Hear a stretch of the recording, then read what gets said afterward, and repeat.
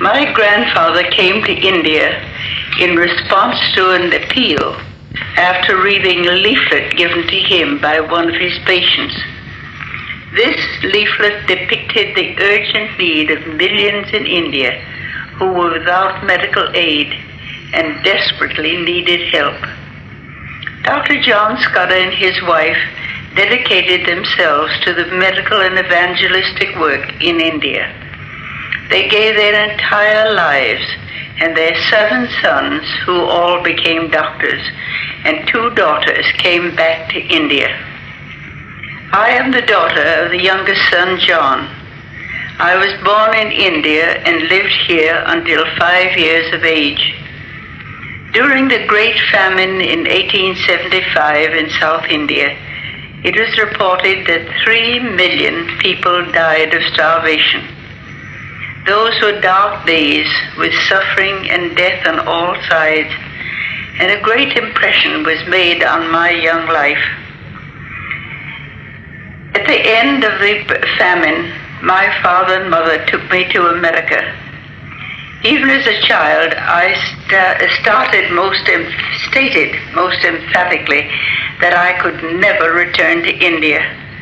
I could not forget the terrible impression of suffering and death. My parents returned but left their children in America to continue their education. Some years later, my mother was taken ill, and Father wrote asking me to return to India and be with them for a time. When I was preparing to return, my many friends said, "We thought you were never going back to India."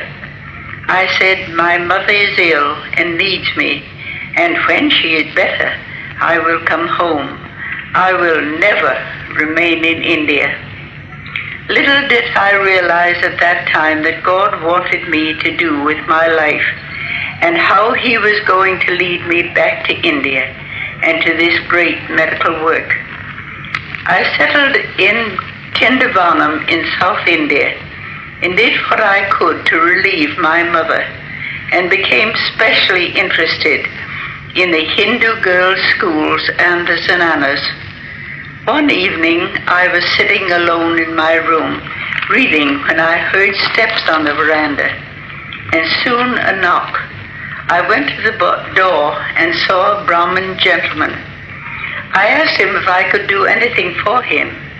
"Oh, yes, Amma," he said, desperately, "I so need your help. My wife, only a young girl of 14, is dying in childbirth.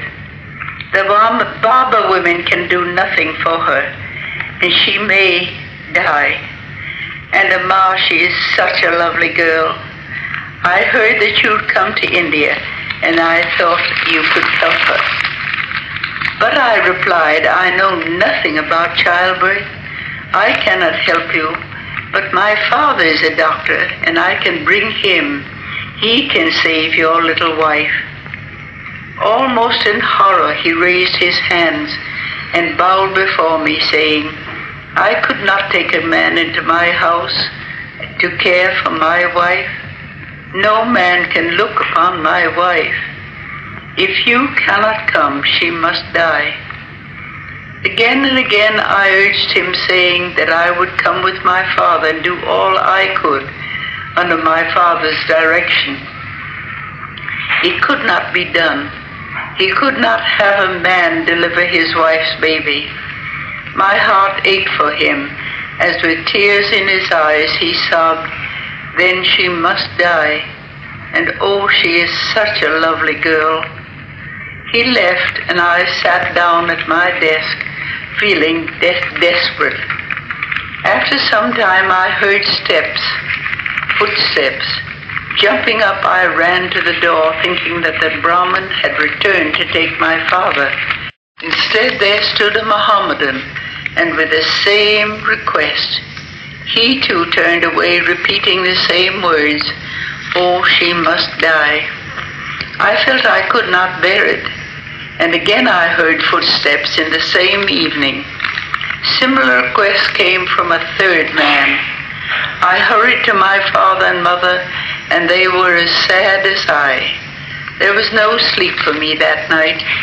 I could not forget those 3 young women dying in childbirth when I could not help them.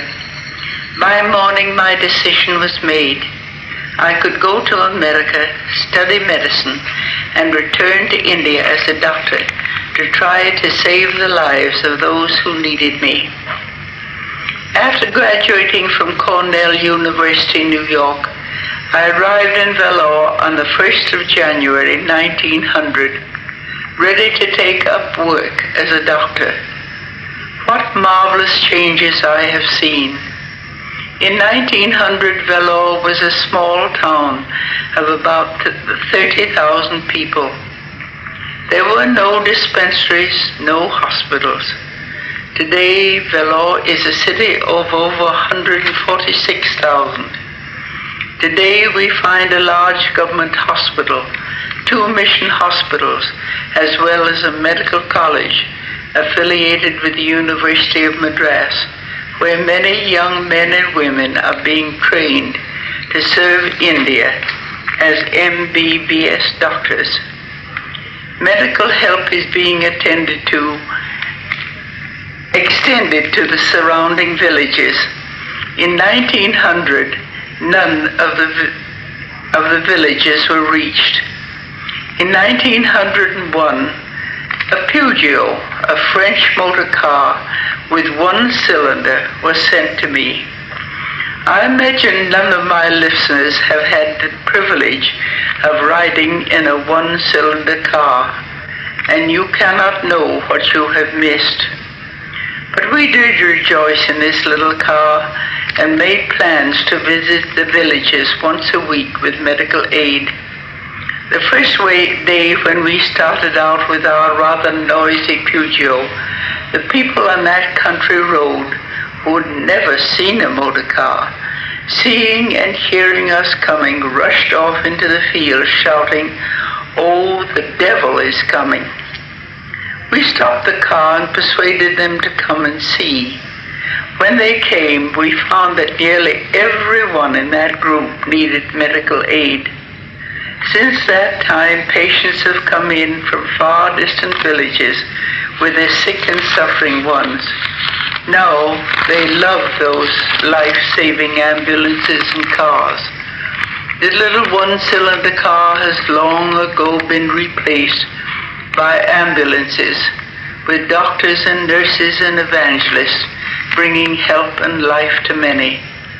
At times on those roadsides, over 1,000 patients have been treated during a day. Many very needy ones have been brought to the hospital, which has 600 beds, and cared for there. The Mary Tabor Shell Hospital was opened in 1901 and had 40 beds. Today there are often over 100 patients, many lying on the veranda and on the floor. At times, as many as 100 cataract operations have been done there in one day. Our present staff of doctors and nurses and other workers are an inspiration to all. We thank God for the way in which He has led us in the past, and we look forward to an even greater future. Christian Medical College of Vellore for women and men is affiliated to Madras University and has 260 students and 235 nurses. We need those who can take up the torch of life and carry on and make Vellore Medical College one of the outstanding medical institutions today, and shall I say, in the world. We need your love and prayers and help as never before.